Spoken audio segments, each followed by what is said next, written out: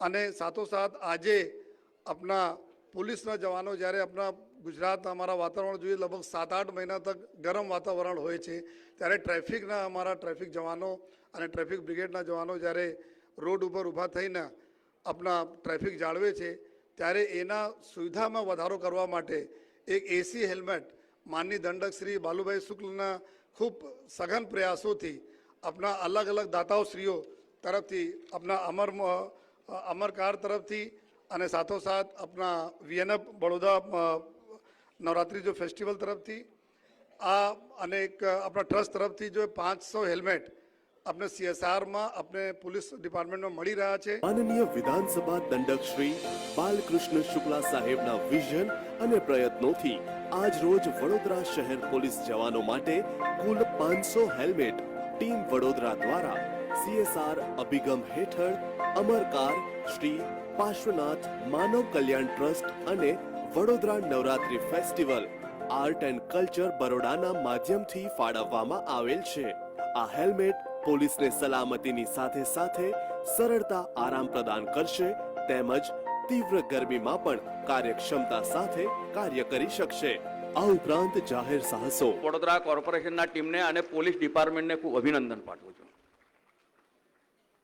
આજે જે આ એસી હેલ્મેટનો વિતરણનો જે કાર્યક્રમ છે એ પણ એટલા માટે ઐતિહાસિક છે કે આજ દિન સુધી આખા દેશમાં કોઈ પણ જગ્યા પર પોલીસ કર્મચારીઓને અથવા તો આપણે એવું કહીએ કે જેઓ 24 કલાક લોકોની સેવામાં હોય છે એવા પોલીસ કર્મીઓની ચિંતા કરીને અને ચિંતિતની જ એક એવી કંપની, જ્યારે આપણા વડાપ્રધાનશ્રી એવું કહે છે કે વોકલ ફોર લોકલ, ત્યારે આઈએમ અમદાવાદના ભણીને મોટા થયેલા એક ભાઈએ, એક વિદ્યાર્થીએ જ્યારે આ કંપની શરૂ કરી અને તેમાં આ પ્રોજેક્ટ જ્યારે લેવામાં આવ્યો,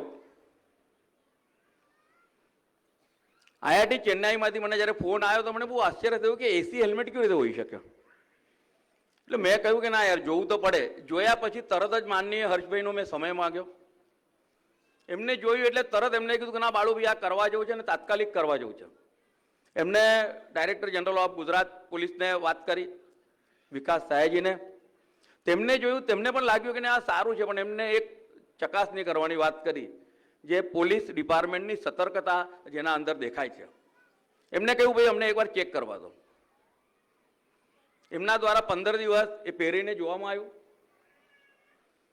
જે પણ નાની મોટી ટેકનિકલ એમને એવું લાગ્યું કે આના અંદર સુધારો થવો જોઈએ, એ સુધારા તેમને સૂચવ્યા।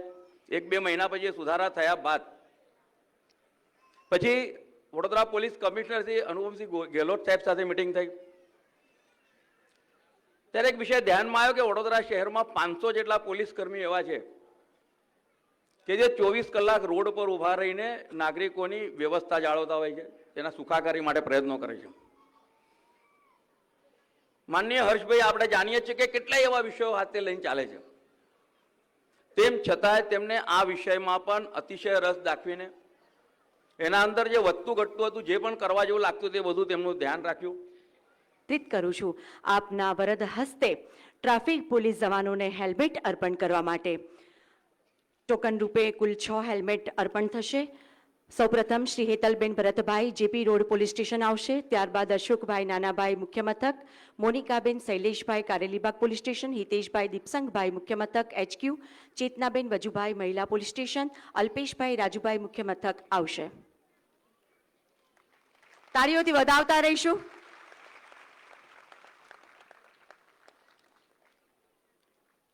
પોલીસ દ્વારા હેલ્મેટનો ઉપયોગ કરીને જનતા માટે પણ એક ઉમદા ઉદાહરણ પૂરું પાડનાર આ ટીમ તાળીઓને નવાજવાને લાયક છે।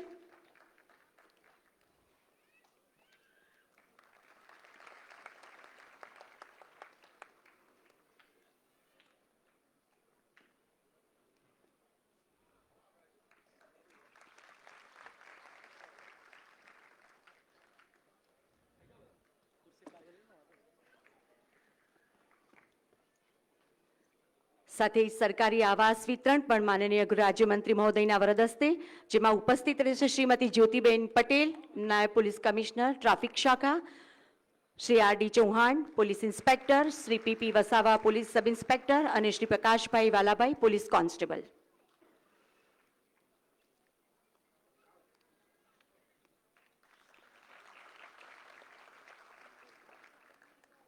કામ કરી રહી છે એવી વડોદરા ટ્રાફિક પોલીસને એક અત્યાધુનિક હેલ્મેટ ભેટ આપી છે.